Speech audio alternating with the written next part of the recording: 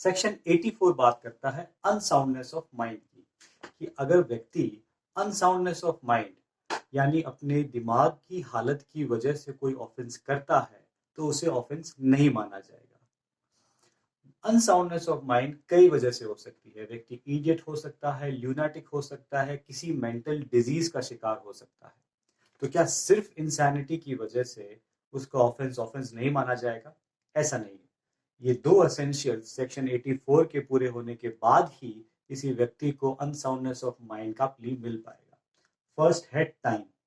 किस वक्त ऑफेंस हुआ है उस वक्त व्यक्ति अनसाउंड होना चाहिए।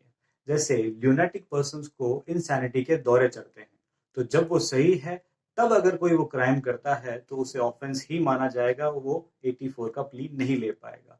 वेरेज अगर वो ल्यूनेटिक है और इंसैनिटी का दौरा है, उस वक्त अगर वो कोई ऑफेंस कमिट करता है तो उसे 84 का लाभ मिल पाएगा। सेकेंड एसेंशियल है due to reason of unsoundness the person is incapable of knowing the nature of the act, or the person is incapable of knowing what is right or wrong.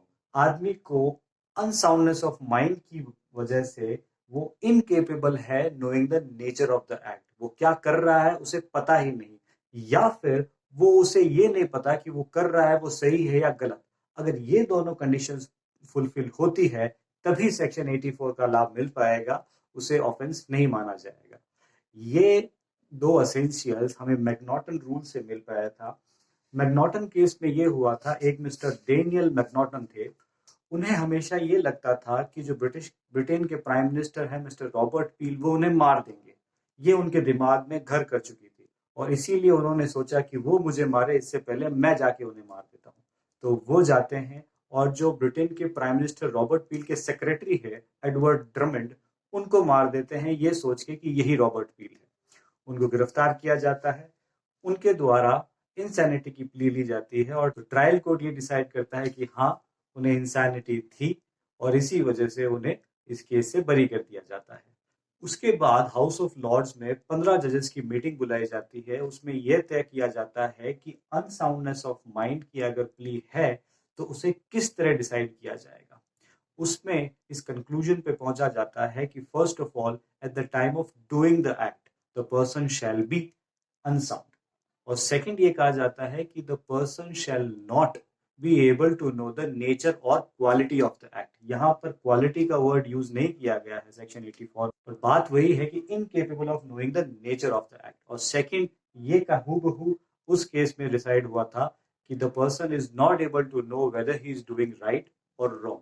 अगर ये दो कंडीशंस फुलफिल होती है, first of all at the time of doing the act the person shall be of unsound mind, और secondly ये दो conditions, person को पता ही नहीं उसका नेचर क्या है या फिर ये पता नहीं कि वो जो कर रहा है गलत है या सही है।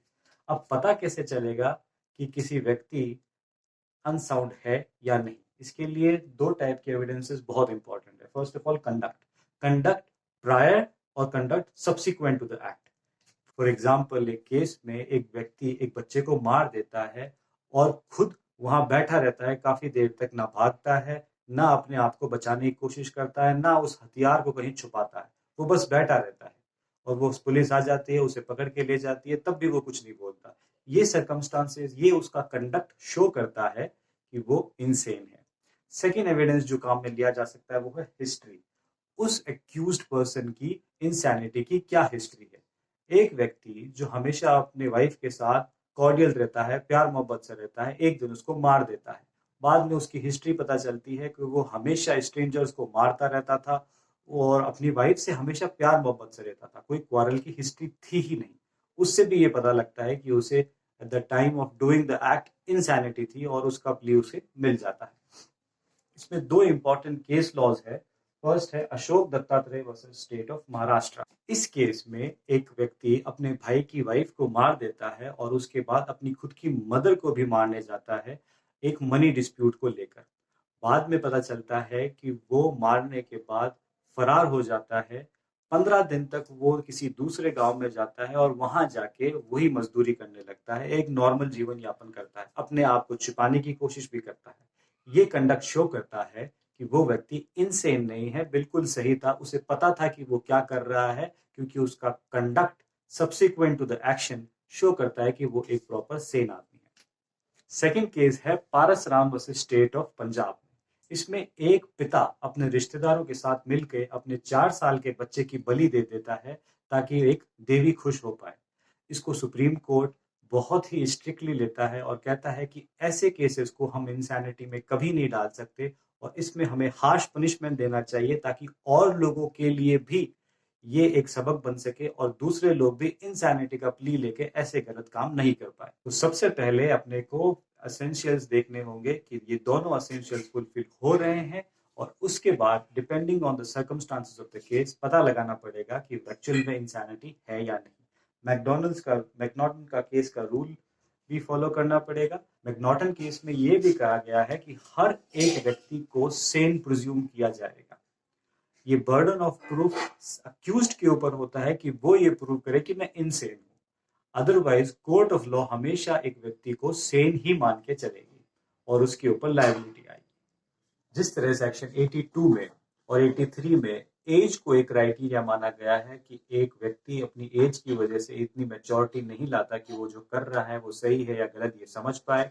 84 में अनसाउंडनेस ऑफ माइंड की वजह से वो जो कर रहा है वो समझ पाए।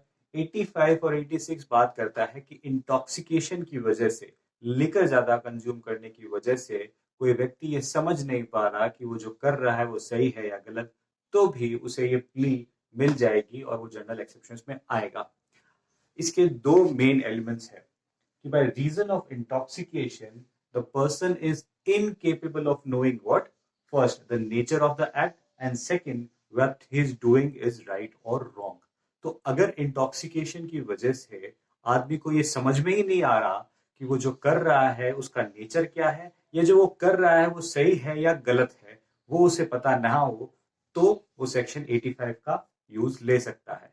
पर क्या इसका मतलब ये हुआ कि किसी ने लिकर ले ली हो और उसके बाद वो कोई भी क्राइम कर जाए क्योंकि उसे पता ही नहीं वो क्या हो रहा है? नहीं, यहाँ पर सेकंड एलिमेंट काम में आता है।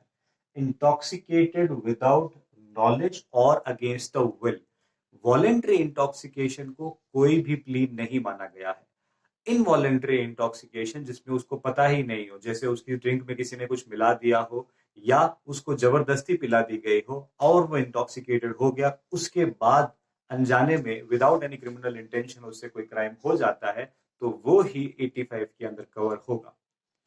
अब ये पता कैसे चलेगा कि उस व्यक्ति को एक्चुअली मेन नेचर का कुछ पता नहीं था या जो वो कर रहा है वो सही है या गलत? वो डिपेंड करता है सर्कमस्टांसेस के ऊपर। एग्जाम्पल, एक आदमी 13 ईयर ओल्ड लड़की का रेप करता है, अपने हाथ से उसके गले को सफोकेट करता है और उसके बाद में उसको मार देता है। यहाँ पे वो प्ली लेता है ड्रंकनेस की, पर यह कहा गया है कि जब वो रेप कर रहा है, हाथ से उसको सफोकेट कर रहा है और अल्टीमेटली उसको मार भी देता है, तो उसे अपने काम करने के नेचर के बारे में सब कुछ पता था। He was fully aware what he was doing right और रॉन्ग, तो उसको ये 85 का प्ली नहीं मिल पाता। इंटॉक्सिकेशन को लेके नेक्स्ट सेक्शन है सेक्शन 86। ये थोड़ा ट्रिकी है। इसमें कहा गया है कि अगर किसी ऑफेंस के लिए एक पर्टिकुलर इंटेंट और पर्टिकुलर नॉलेज चाहिए और जो व्यक्ति ये काम कर रहा है, जो एक्ट कर रहा है, वो इंटॉक्सिकेटेड है, वॉलेंट्री इंटॉक्सिकेटेड है, तो ये प्रिज्यूम किया जाएगा कि उस व्यक्ति के पास वो नॉलेज था, अगर वो इंटॉक्सिकेटेड नहीं होता तो भी। यहाँ ये समझने की बात है कि पहले पार्ट में कहा गया है सेम इंटेंट और नॉलेज, पर at the end of the day ये माना जाएगा कि उस व्यक्ति के पास सेम नॉलेज है। सेम इंटेंशन की बात ये सेक्शन नहीं करता है। सी, इसको इस एग्जांपल के साथ समझा जाए, एनरिक एफ लियो वर्सेस स्टेट। इस केस में ये होता है कि एक व्यक्ति हाईली इंटॉक्सिकेटेड है, वो आदमी चाकू उठाता है और अपने दोस्त के पेट में फैटल इंजरीज देता है। उसके बाद में उसका दोस्त मर जाता है और ये केस शुरू होता है मर्डर का उसके ऊपर। वो ये प्ली लेता है कि ही वॉज इंटॉक्सिकेटेड और उसे ये पता ही नहीं था कि वो जो कर रहा है वो क्या है। पर ये बात उठती है कि जब उस व्यक्ति ने इतनी फैटल इंजरी की है तो उसे नॉलेज है कि उसकी डेथ हो जाएगी। यहाँ पर सेक्शन 304 कल्पेबल होमिसाइड के इंग्रेडिएंट्स पूरे हो जाते हैं। पर जब ट्रायल चला मर्डर का, तो उसमें यह माना गया कि मर्डर के लिए एक पर्टिकुलर इंटेंशन जरूरी है। यहाँ पे वो इंटॉक्सिकेटेड था, उसने एक इंजरी अपने दोस्त को दी लेकिन उसका इंटेंशन नहीं था मर्डर करने का। इसलिए कोर्ट ने उसे 302 मर्डर में नहीं डाल के 304 कल्पेबल होमिसाइड के लिए उसे गिल्टी माना। तो आप यहाँ देखिए, सबसे इंपॉर्टेंट चीज है आदमी के पास अगर किसी ऑफेंस के लिए कोई पर्टिकुलर इंटेंट नॉलेज चाहिए तो ये प्रिज्यूम किया जाएगा कि उसके पास ये पर्टिकुलर नॉलेज था। ये एक लीगल फिक्शन क्रिएट किया गया है ताकि इंटॉक्सिकेटेड जो लोग हैं वो ये प्ली ना ले सके कि हम इंटॉक्सिकेटेड है। ये माना जाएगा कि वो इंटॉक्सिकेटेड है या नहीं, उस आदमी के पास ये नॉलेज जरूर है, जो वो काम कर रहा है वो गलत है। तो as far as knowledge is concern, एक इंटॉक्सिकेटेड आदमी या एक सोबर आदमी के बीच में कोई डिफरेंस नहीं है, वो सेम ही है। आइए अब बात करते हैं कंसेंट की जनरल एक्सेप्शन की। कंसेंट सेक्शन 87 से लेके 92 तक दिया गया है। सेक्शन 87 कहता है कि अगर किसी व्यक्ति ने अपने आप को हार्म पहुंचाने की कंसेंट दी है तो उसको एक ऑफेंस नहीं माना जाएगा। आइए इसके एसेंशियल्स देखते हैं कि अगर व्यक्ति के पास जो ऑफेंस अक्यूज्ड है उसका कोई क्रिमिनल इंटेंशन नहीं है, किसके लिए, डेथ करने के लिए और ग्रीवियस इंजरी करने के लिए सामने वाली पार्टी का, और सामने वाली पार्टी ने अपने आप को इस सिचुएशन में डालने की कंसेंट दी है और वो 18 साल से ऊपर का है, तो उस कंसेंट को प्ली में मान के ऑफेंस नहीं माना जाएगा। और इस दरमियान अगर कोई हार्म होता है तो person himself is liable for. ये रूल लैटिन मैक्सिम वॉलंटरी नॉन फिट इंजूरिया के ऊपर डिपेंड है। इसका मतलब होता है to a willing person no injury is done. इसका मतलब अगर कोई वॉलंटरीली खुद के लिए इंजरी ले रहा है तो उसको कोई इंजरी नहीं माना जाएगा, कोई ऑफेंस नहीं माना जाएगा, किसी दूसरे व्यक्ति को उस कंसेंट के लिए लायबल नहीं माना जाएगा। फॉर एग्जाम्पल, दो व्यक्ति बॉक्सिंग मैच में जाते हैं और वो कहते हैं कि हम दोनों बॉक्सिंग खेलेंगे, और उस दरमियान किसी की डेथ हो जाती है उस बॉक्सिंग में, तो जो सामने वाला बॉक्सर है जिसने डेथ कॉज की है वो लायबल नहीं होगा, क्योंकि यहाँ दूसरे ने कंसेंट दी थी, खुद ये रिस्क उठाने के लिए वॉलेंटरीली कंसेंट दी थी, इसलिए उस बॉक्सर को लायबल नहीं माना जाएगा। जनरली इस सेक्शन का उपयोग स्पोर्ट्स के लिए या नॉर्मल रिक्रिएशनल एक्टिविटीज में जो कंसेंट दी जाती है उसमें होता है। अगर इस दरमियान कोई हार्म हो जाता है तो उसको एक ऑफेंस नहीं माना जाएगा।